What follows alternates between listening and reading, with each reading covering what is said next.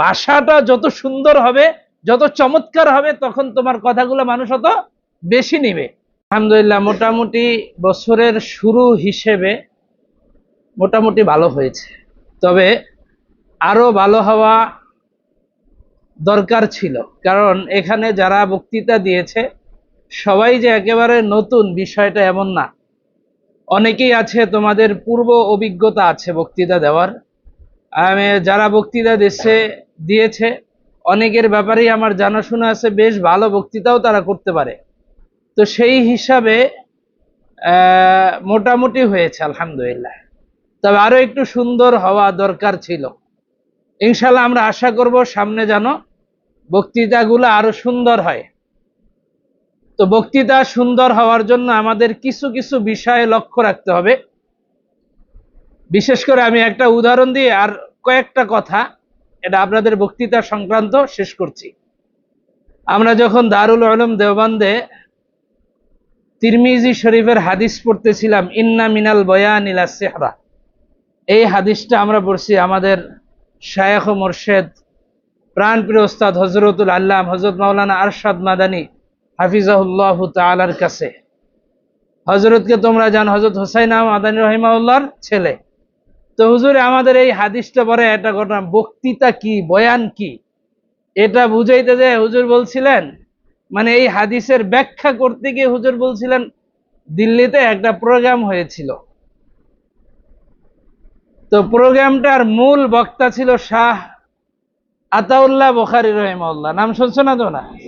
তো আতাউল্লাহ বুখারী বলছে যে প্রোগ্রামটা শুরু হয়েছে এশারের পরে। তো এশারের পরে প্রোগ্রাম শুরু হইয়া অনেক বড় বড় ওলামায়ে কেরাম উপস্থিত ছিল। বিশেষ করে রায়পুর একটা জায়গা আছে দেওবন্দের কাছে, ওখানে আব্দুর রহিম রায়পুরি, আব্দুল কাদের রায়পুরি, এরকম বড় বড় বুজুর্গানে কেরাম ওখানে ছিলেন। এরকম সহ দারুল উলুম দেওবন্দের অনেক ওস্তাদ, বড় বড় আলেমরা ওখানে উপস্থিত ছিল ওই মজলিসে। বলতেছে আতাউল্লাহ বুখারী রাহিমাহুল্লাহ এশারের পরে কথাবার্তা শুরু করছে, বিভিন্ন বাতিল ফিরকা নিয়ে কথাবার্তা, বিশেষ করে কাদিয়ানী বিষয়ে হুজুর মানে আলোচনা তাকরির পেশ করছেন, আলোচনা করেছেন। হুজুর বলে যে কিছুক্ষণ পরে হঠাৎ করে মনে হলো যেন আজানের শব্দ আসতেছে। ও বল কি ব্যাপার, আজান কি? যে হ্যাঁ, এক জায়গায় কয়েক জায়গায় আজান শুরু হয়ে গেছে। তো বলে যে আব্দুর রহিম রায়পুরি রাহিমাহুল্লাহ উঠে বলছে খাইস দিছে আমার সব বরবাদ করে, তাহাজ্জুদ আজকে গেছে গা। মানে বুঝাইতে চাইছে যে বয়ান কি আকর্ষণীয়। বলে এশারের কিছু পরে শুরু করছে, হঠাৎ করে শুনতেছে কি আজান। আজান মানে কি ফজরের আজান বলতেও পারে না। মানে বয়ানের আকর্ষণটা কত গভীর ছিল, মানুষের আকর্ষণটা কত গভীর ছিল কথার প্রতি। এটা হইলো ইন্না মিনাল বয়ান ইলা সিহরা। বয়ানের দ্বারাই অনেক বড় বড় আলেম আছে আমরা জানি, তারা কথা বলতে পারে না, মানুষের দিল কেড়ে নিতে পারে না। মানুষের দিল জয় করা এটা একটা বিশাল বড় ব্যক্তিত্বের ব্যাপার, বিশাল বড় একটা ব্যাপার। এজন্য আমরা যারা বক্তৃতা দিব, আমরা যারা সামনেও যারা ভালো করব, যারা ভালো বক্তা হতে চাই, বড় বক্তা হতে চাই, তাদের জন্য বলবো কয়েকটা বিষয় খুব খেয়াল রাখতে হবে। এক নাম্বার হলো আমি যে বিষয়ে বক্তব্য দিব ওই বিষয়ের আমার পূর্ণ পাণ্ডিত্য থাকতে হবে, গভীর জ্ঞান থাকতে হবে। তাহলে গভীর জ্ঞান থাকলে আমি মোটামুটি আমার বক্তব্যটাকে সুন্দর করে সাজিয়ে তুলতে পারবো। বক্তারাও বুঝবে যে না, তার এই বিষয়ে কি আছে, কথা না, ভালো জ্ঞান আছে, তখন সে আপনার কথাগুলো নেওয়ার জন্য ওত পেতে থাকবে। দ্বিতীয় নাম্বার, সূচনা এবং তোমার সমাপ্তিটা সুন্দর হতে হবে।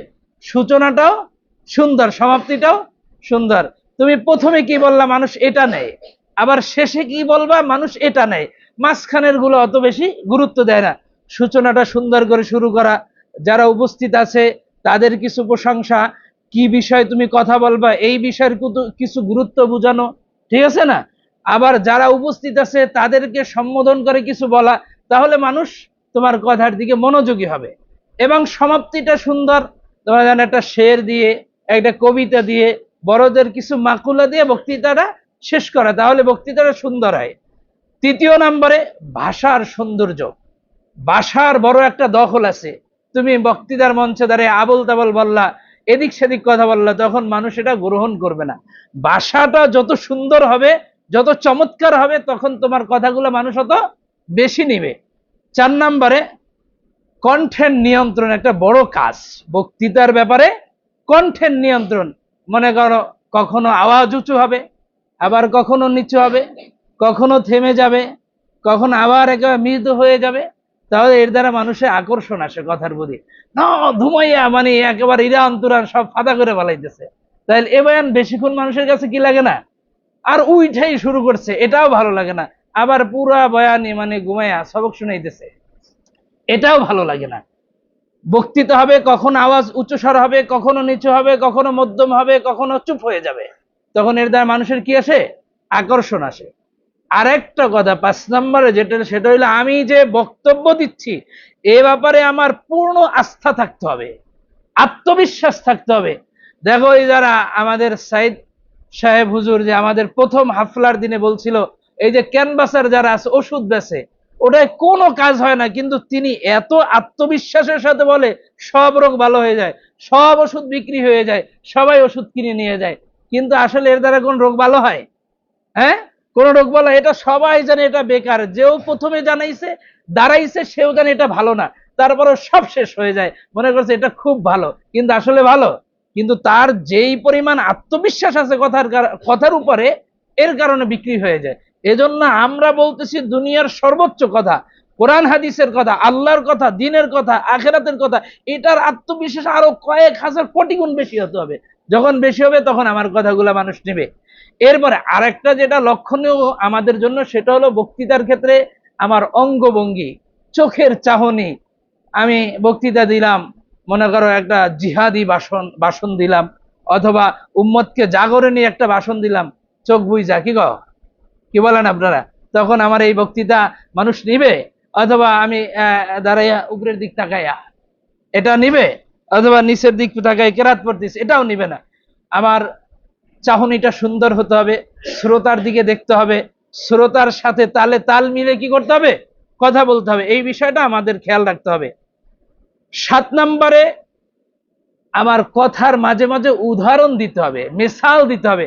আমি যে বিষয়ে বর্ণনা করতেছি এই বিষয়ে যদি একটা উদাহরণ দিতে পারি, একটা উপমা দিতে পারি, তখন মানুষ আমার শ্রোতা যারা আছে তারা আমার কথাগুলো কি নিবেন, তাড়াতাড়ি নিবেন। এজন্য আমি এটা খুব খেয়াল রাখবো, আমার বক্তৃতা বয়ানের মাঝে 2-1টা মিসাল থাকবে, ছোট্ট ঘটনা হতে পারে, ছোট্ট উপমা হতে পারে, এর দ্বারা মানুষ আমার কথাগুলো কি নিবে, সুন্দর করে নিয়ে নেবে। এরপরে বক্তব্য হবে সংক্ষিপ্ত, কিন্তু এর মর্ম অর্থ হবে বিশাল। তুমি সামান্য বিষয় একবার ইরান তুরান চেঁচে আমেজে পেঁচাইয়া সারা দুনিয়া বক্তব্য দিল, এটা মানুষ গ্রহণ করে না। গ্রহণ করে বক্তব্য হবে শর্ট, অল্প, কিন্তু এর অর্থ হবে অনেক গভীর, ঠিক আছে না? তখন এটা মানুষ খুব তাড়াতাড়ি গ্রহণ করে, এই বিষয়টা লক্ষ্য রাখতে হবে। এরপরে সবচেয়ে বড় বিষয়, তোমার বক্তব্য মানুষের কাছে কখন গ্রহণযোগ্যতা লাভ করবে, এটা হইলো তোমার আন্তরিকতা যত বেশি। তোমার আন্তরিকতা যত বেশি, আপনার কথার মধ্যে আন্তরিকতা যত বেশি থাকবে, মানুষ আপনার কথা অত বেশি গ্রহণ করবে। আজকে আমরা বলতে চাই কিন্তু আন্তরিকতা নেই, তাহলে এই কথা মানুষ গ্রহণ করে না। আমাদের বড়দের উক্তি আছে, দিল সে জো বাত নিকালতি হে আসর রাখতি হে। দিলের থেকে যে কথাটা বের হয় এটা কি রাখে, আসর করে, ক্রিয়া করে। এই জন্য আমার কথাটা আন্তরিকতার সাথে হতে হবে, তাহলেই আমার এই কথাটা মানুষ নিবে। তো বক্তব্যের ক্ষেত্রে আন্তরিকতার খুব বেশি দরকার, এই বিষয়গুলো আমরা খুব খেয়াল রাখবো। আর কয়েকটা বিষয় আমাদের বক্তব্য দেওয়ার ক্ষেত্রে খেয়াল রাখতে হবে, যেমন ভুল তথ্য ছড়ানো। অনেকে বক্তব্যের মধ্যে কি করে, ভুলভাল তথ্য দেয়, যেগুলো উদ্ধৃতি দেয় সেগুলা ভুল দেয়, এগুলা যেন না হয়। এরপরে শ্রোতার চাহিদা অনুযায়ী বক্তব্যটা হতে হবে। শ্রোতা আমার থেকে কোন ধরনের বক্তব্য চায়, বক্তৃতা চায়, এখন তারা কোন মুডে আছে, তাই না? কখনো তাদেরকে গরম মুডে গরম বানাইতে হবে, ঠান্ডা মুড চায় ঠান্ডা করতে হবে। তো এটা শ্রোতাদের চাহিদা অনুযায়ী কি করতে হবে, বক্তব্যটা খেয়াল করতে হবে। এরপর আরেকটা সবচেয়ে বড় বিষয় হচ্ছে সময়ের প্রতি খেয়াল। সময় হইলো তোমার 2 মিনিট, তুমি 5 মিনিট এরপর বলতেছ, তখন সবাই বিরক্ত হচ্ছে। এই বিরক্তি ভাব আনার দ্বারা যারা বিচারক আছে তারা তো আপনাদেরকে নাম্বার দিবেই না, এবং আপনার নাম্বার অনেক কমে যাবে। আপনি যদি ফার্স্ট হইতেন সেখানে লাস্ট হইতে পারবেন না, কথার কথা। এজন্য সময়ের প্রতি খুব গুরুত্ব দাও। 3 নম্বর হলো উচ্চারণের শুদ্ধ রাখা। এটা আমি আরো আগেও বলছিলাম যে এই কয়েকটা বিষয় আমাদের খুব বেশি খেয়াল রাখা।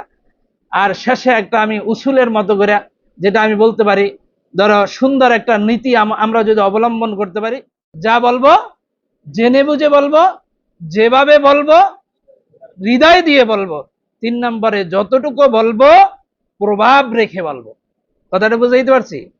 যা বলবো জেনে বুঝে বলবো, যতটুকু বলবো হৃদয় দিয়ে বলবো, এবং যতটুকু বলবো প্রভাব রেখে বলবো, শক্তি রেখে বলবো, আত্মবিশ্বাস নিয়ে বলবো। তখনই আমার বক্তব্য সুন্দর হবে। আল্লাহ তাআলা এই কয়টা কথার উপরে আমাদেরকে আমল করার তৌফিক দান করেন। ওয়া আখিরু দাওয়ানা আলহামদুলিল্লাহি রাব্বিল আলামিন।